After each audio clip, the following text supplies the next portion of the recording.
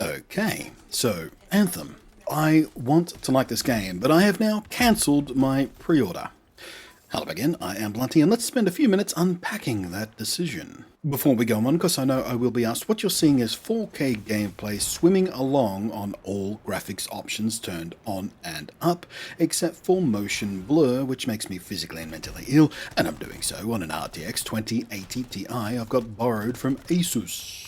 And I'll have a video on that hardware soon. And for the curious about that, while this game isn't final day one code, of course, and Nvidia haven't released tuned drivers for it yet, and the fancy pants performance boosting deep learning super sampling hasn't been implemented yet, I was still getting somewhere between 45 and 60 plus FPS at 4K, maxed out, which was pretty nice.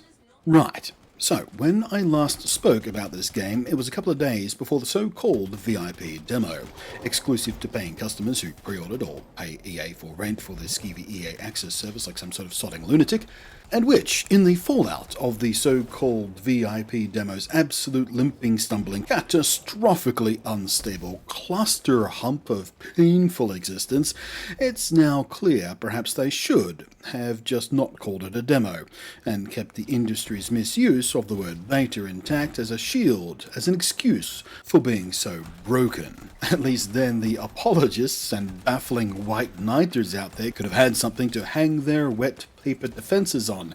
It's just a beta, it'll get better, being such a wonderful catch-all for idiots to shield against criticism for crap just not working. It's stupid, stop saying it. On the other side of that coin, you've got people out there just flat out set on a single-minded, near sociopathic drive to burn this game to the ground for any and all reasons, lashing out at anything and everything about it with a searing hate that seems bafflingly personal, launching diatribes and personal attacks against anyone who sees merit in this video game as if it were responsible for the death of their own mother, that every pet they've ever loved, and losing their car keys and folding that bit of mail that said do not fold.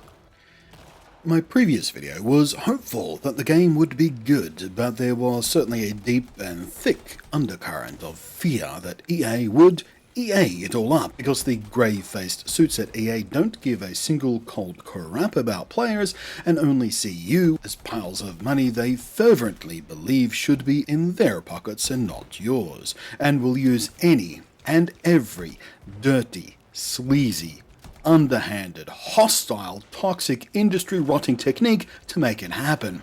This is demonstrable fact. Still though, with BioWare, enslaved though they are under the evil Sauron glare of their corporate overlords, at least talking the talk about keeping their game free of as much of the fetid consumer hostile microtransaction crap EA has become infamous for and loathed throughout the industry, there was at least some hope for a few shreds of integrity to survive, and for this looter-shooter to deliver a more fully realised, more complete and rounded example of what games like Destiny and its sequel just kind of failed to do, at least for me.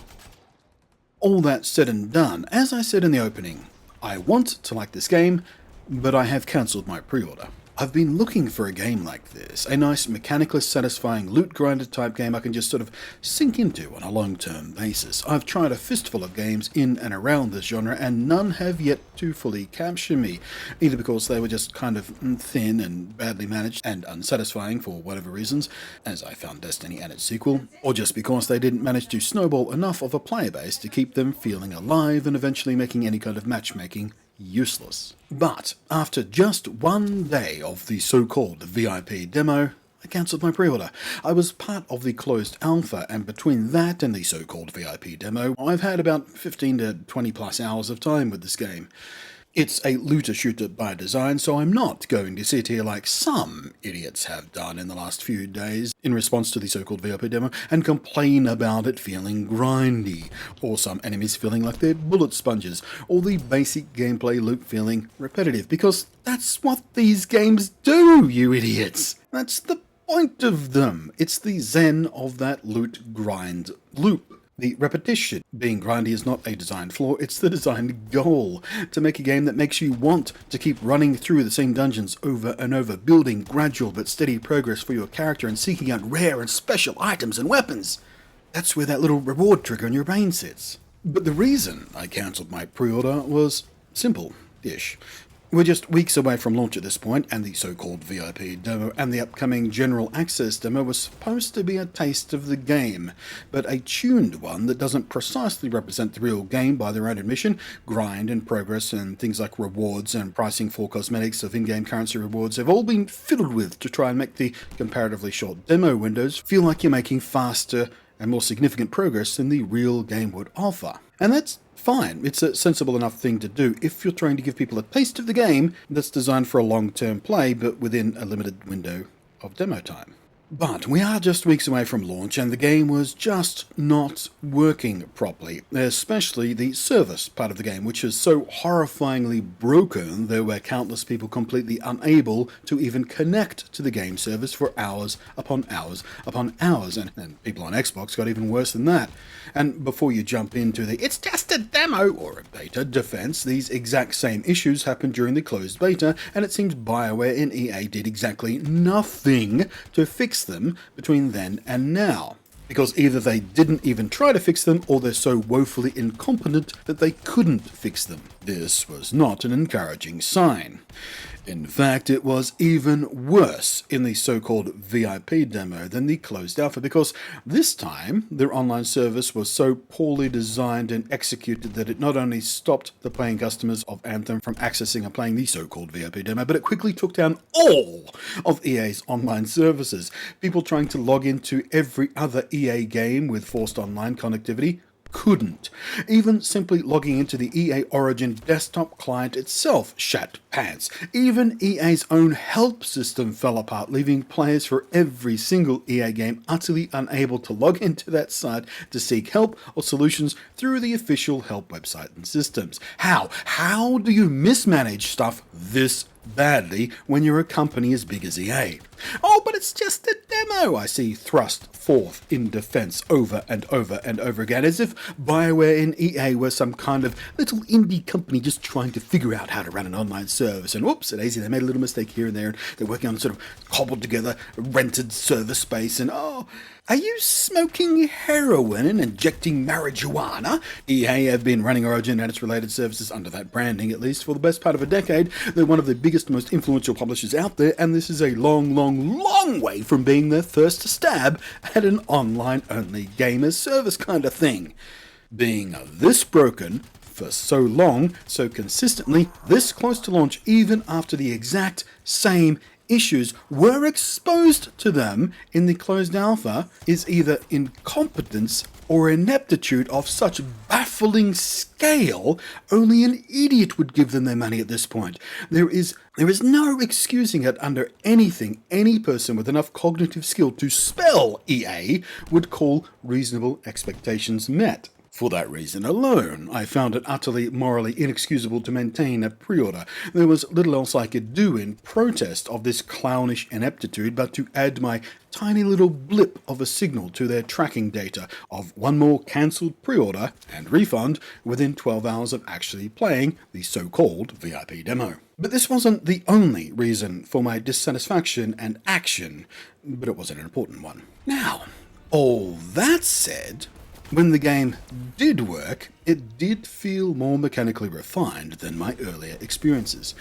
I'm not sure what my closed beta NDA will let me say or draw comparisons on, and frankly I'm too lazy to reread it to find those specifics, but suffice to say, some tweaking was done on how things feel and importantly control, but for the most part, it was basically identical. In the closed alpha, keyboard and mouse control on PC was unplayable, in a word. It was an unintuitive, laggy mess that was so infuriatingly clumsy, especially when it came to flight and swimming, that even though it made the shooting worse, I had no other option but to switch to a controller. The same was true, but to a lesser extent, slightly, for the so-called VIP demo. Keyboard and mouse have been improved, but they're still not good. It is an instantly and vastly better experience on a controller for anything except, of course, the shooting. In the end, I was using the controller for almost everything, but when I had one of my javelins set up for long-range sniping, with, I'll add, a very satisfying and quite effective rare tier sniper rifle I'd found, I'd reach for the mouse with my right hand while maintaining ADS and strafe positioning with my left hand on the controller. Thankfully, the game is capable of using a controller and mouse at the same time without too much fuss. It was a bit clumsy having to do that, but it was working. And the classic modern problem of PC controls sucking on a multi-platform game where clearly most focus has been put into console controls, even against the common sense of a shooter always being better with a mouse, is not insurmountable, but it is frustrating. Another clue to this game, just not being ready yet, despite the looming release date and the flag of demo instead of beta test. Then there was the stability of the game itself, beyond all the issues with the online itself. In the so-called VIP demo, there was a boss fight, a big spidery monster, super fun fight actually, especially satisfying when I figured out how to run the Pain Train shield-smashing sprint through waves of the minion spider monsters with the Hulkbuster-style tank javelin armor. Seriously very satisfying. But despite running this dungeon no fewer than 7 times, not once did I get my rewards for my successful series of spider murders.